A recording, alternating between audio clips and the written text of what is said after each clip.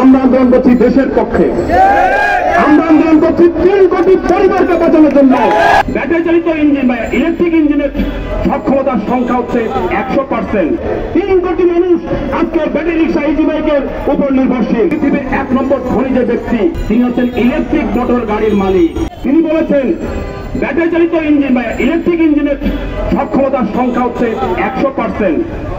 আর তার বিপরীতে আমাদের যে তেল চালিত যে গাড়ি চলে সেটার ইঞ্জিনের সক্ষমতা হচ্ছে মাত্র 20%।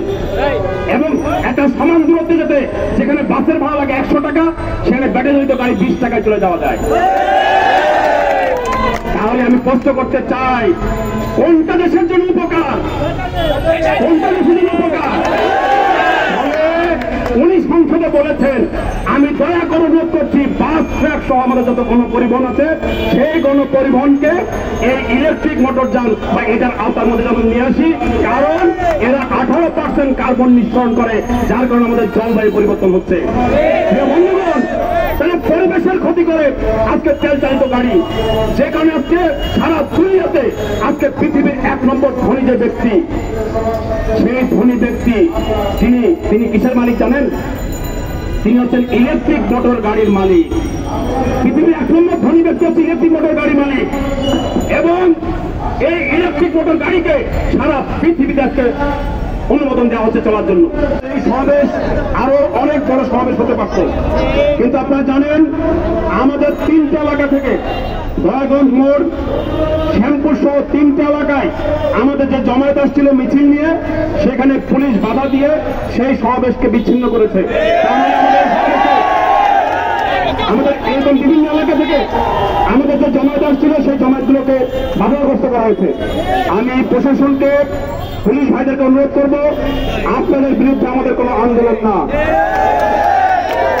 আমরা আন্দোলন করছি আপনাদের বিরুদ্ধে না, আমরা আন্দোলন করছি দেশের পক্ষে, আমরা আন্দোলন করছি 3 কোটি পরিবারকে বাঁচানোর জন্য।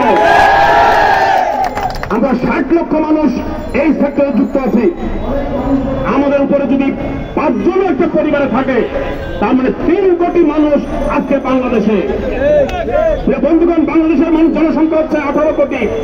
এই 18 কোটি জনগণের মধ্যে 3 কোটি মানুষ আজকে ব্যাটারি রিক্সা ইজি বাইকের উপর নির্ভরশীল। ফলে আমরা বলতে চাই, আজকে আপনারা মেয়র সাহেবরা এসি রুমে বসে সিদ্ধান্ত নেবেন, মন্ত্রণালয়ে এসি রুমে বসে সিদ্ধান্ত নেবেন, বিআরটি রুমে বসে সিদ্ধান্ত নেবেন, আপনাদের তো কিছু আসা যায় না। আপনারা জানেন একটা 2 জনের এসি, একটা 2 জনের এসি যদি 6 ঘন্টা চলে 16 ইউনিট বিদ্যুৎ খরচ হয়।